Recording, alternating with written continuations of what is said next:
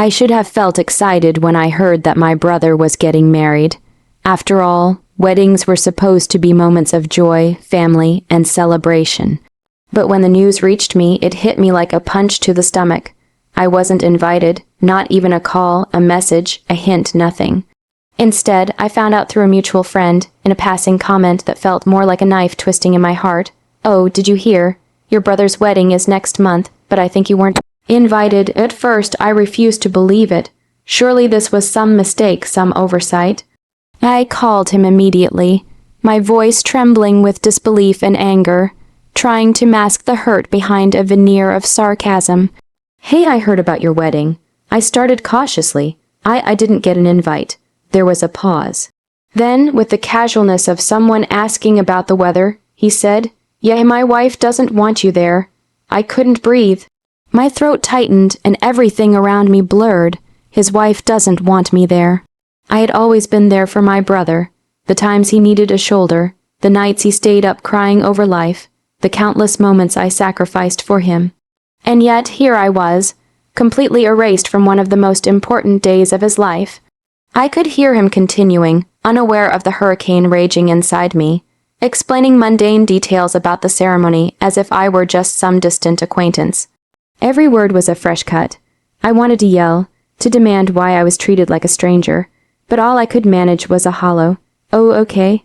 My voice betrayed nothing, but inside, my heart was breaking. Later, sitting alone in my room, I went through a flood of memories: childhood birthday parties, the nights we stayed up playing games, the secrets we shared, the fights we had, and the promises we made. We were supposed to be inseparable. I dreamed about standing by his side on his wedding day, seeing him happy, feeling that familial bond we always cherished. And now I was not just excluded, I was dismissed, completely irrelevant. I felt a mix of anger and sorrow. Anger at him, anger at his wife, anger at the injustice of it all. Sorrow because the person I had trusted most in the world had allowed someone else's whim to dictate our relationship. My chest ached with betrayal. My hands shook as I scrolled through the photos my friends had posted from pre-wedding gatherings I wasn't allowed to attend. Each smiling face, each candid moment, reminded me that I was invisible, unimportant, and unwanted. Sleep didn't come that night. I tossed and turned, replaying the conversation over and over in my mind. The hurt morphed into something sharper, something more focused. My tears were no longer just for the pain. They were for the injustice, for the humiliation of being so easily dismissed. And with that clarity came a vow. I whispered to myself in the dark, if they think I am invisible, they will regret it. Someday they will understand what they lost. By morning, the sadness was still there, but it had hardened into resolve. I wasn't going to let this betrayal define me. I wasn't going to let their arrogance go unchallenged. Somewhere in the shadows of my heart, a plan began to form, not of malice, but of justice. I would show them that you cannot erase someone who matters, and that sometimes absence speaks louder than presence. The wedding was coming, and though I wouldn't be there, I was already preparing to leave my mark. The days after that phone call were some of the loneliest I had ever experienced. Everywhere I looked, there were reminders of my exclusion, social media feeds filled with wedding announcements, engagement parties, and group photos where I had once been included. Friends congratulated him, strangers celebrated him, and yet I was left out as if I had never existed. The betrayal didn't just sting, it burned, a slow, relentless ache that settled deep in my chest. I replayed the conversation over and over, questioning myself, wondering if I had done something wrong. But no, the words were clear. My wife doesn't want you there. There was no ambiguity, no misunderstanding. The truth was painfully simple. I had been deliberately erased from a chapter of my brother's life. I tried reaching out to him again, hoping for some sign of remorse, some acknowledgement of the bond we once shared. But he was polite, distant, and unapologetic, as if a small, casual exclusion was justified by some invisible rule I had somehow violated. Each call ended the same way, leaving me hollow, simmering with a combination of hurt and anger I couldn't release. In the quiet of my room, I began to reflect. I remembered all the times I had been there for him, consoling him through heartbreak, staying up late to help him study, celebrating his achievements, even the small ones, without complaint. I had always believed that blood meant something, that family meant loyalty, and now it seemed loyalty counted for nothing. But beneath the hurt, a new feeling began to take shape. It was not bitterness in its raw form, but a controlled, simmering resolve. If they thought they could humiliate me without consequence, they were mistaken. I would not crash the wedding, nor would I lash out in petty anger. No, my revenge would be quiet, sharp, and unmistakable.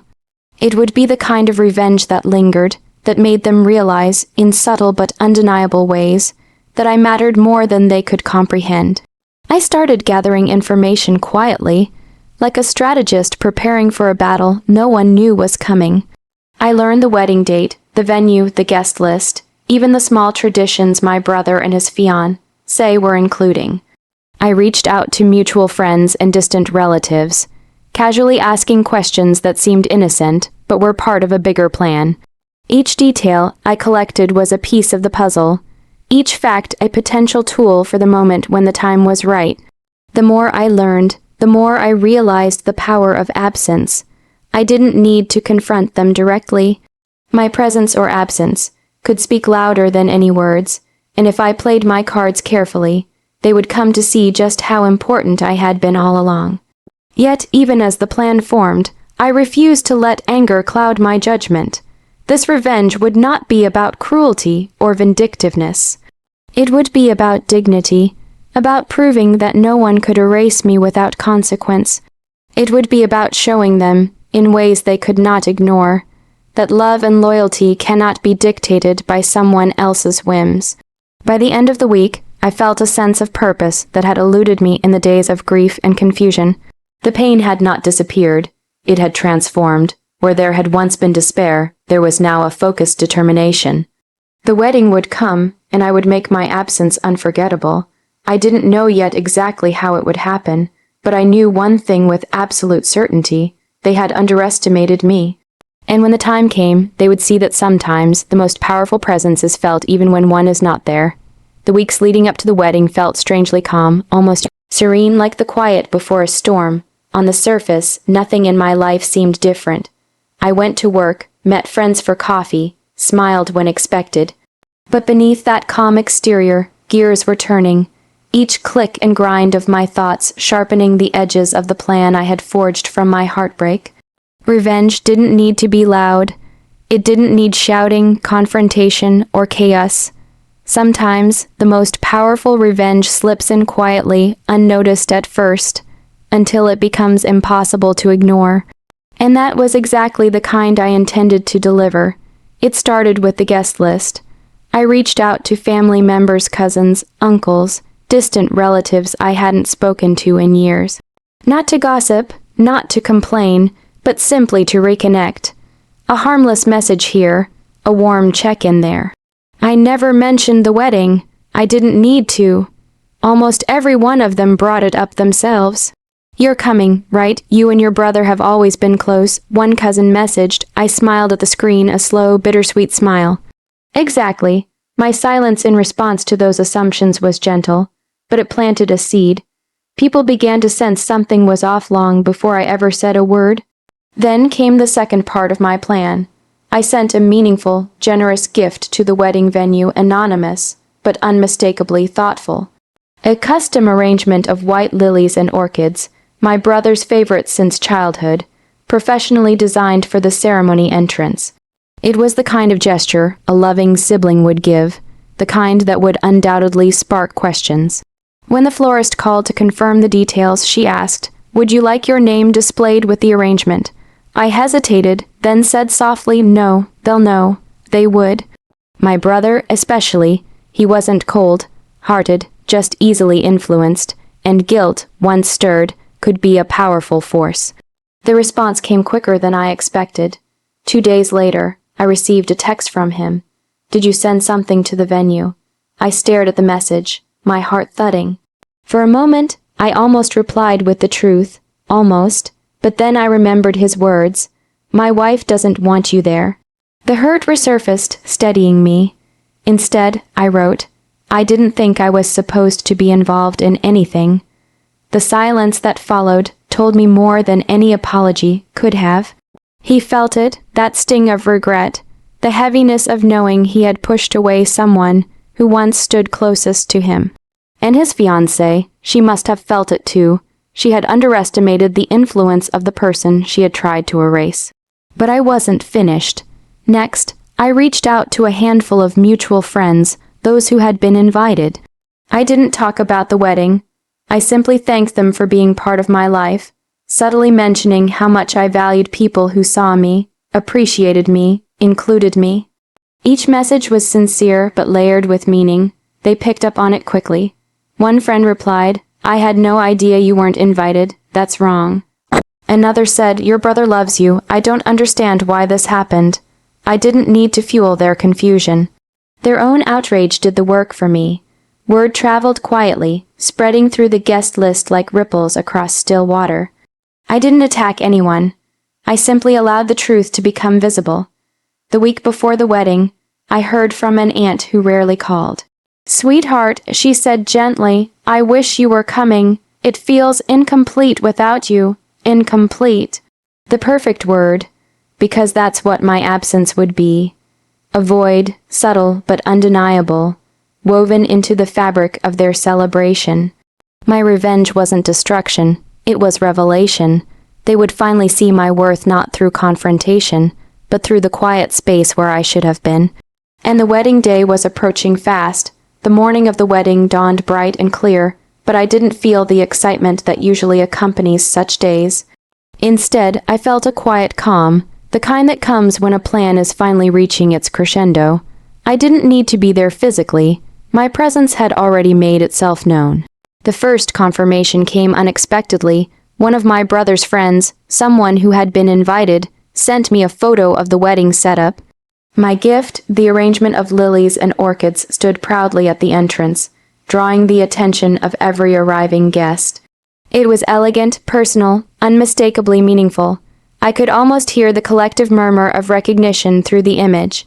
They had noticed my thoughtfulness, my taste, my love. It was undeniable, and they had tried to ignore it. Next, whispers began circulating among the guests. People who knew the history between my brother and me couldn't help but comment on my absence. "It just feels incomplete," one aunt said, shaking her head. "It would have been perfect if they'd invited you." Another cousin echoed it. "You're missing from this, and everyone can feel it." I didn't intervene. I didn't need to. My absence spoke louder than any words could. The irony was intoxicating. The very act intended to erase me had only highlighted my importance. And my brother, he felt it too, though he wouldn't admit it aloud. Later, as the ceremony began, I stayed home, scrolling through the few photos friends sent me. I could see him standing at the altar, beaming, yet there was a subtle tension in his eyes. He glanced around, perhaps unconsciously seeking the one person who had always been there for him. And he wasn't there. The absence stung, and I knew that the seed of guilt had taken root. Even more satisfying was the reaction of his wife. The careful composure she had maintained for weeks cracked slightly in the presence of everyone noticing my thoughtful gift. She realized finally that she had underestimated me, that my influence and significance couldn't be erased by a simple decision or a demand. By the evening, messages began trickling in. My brother texted me, "Your gift, it was beautiful." I should have said something. "I'm sorry." I stared at the screen, savoring the moment. I could reply with anger or bitterness, but instead, I chose grace. "Thank you." I wrote simply, "I hope today was wonderful." That was it. Nothing more needed to be said. My message was calm, warm, dignified, everything I had been throughout this ordeal. And in that moment, I felt the sweetest revenge of all, the quiet, undeniable proof that I mattered, that my absence could not be ignored, and that my love and loyalty were unshakable. Later, reflecting on the day, I realized something profound. Revenge is often portrayed as loud, vindictive, or destructive. But the kind that lingers, the kind that teaches, that makes someone reflect on their mistakes, can be quiet, subtle, and even beautiful. I had achieved more than I ever imagined, not by confrontation, but by being true to myself. As the night settled, I felt a sense of closure. The hurt still lingered, but it no longer controlled me. I had risen above it, not by demanding recognition, but by letting my worth shine in ways they couldn't deny. And that, I realized, was the sweetest triumph, knowing that even in absence, I had left an unforgettable mark. Because sometimes, the most powerful presence is felt when one is not there.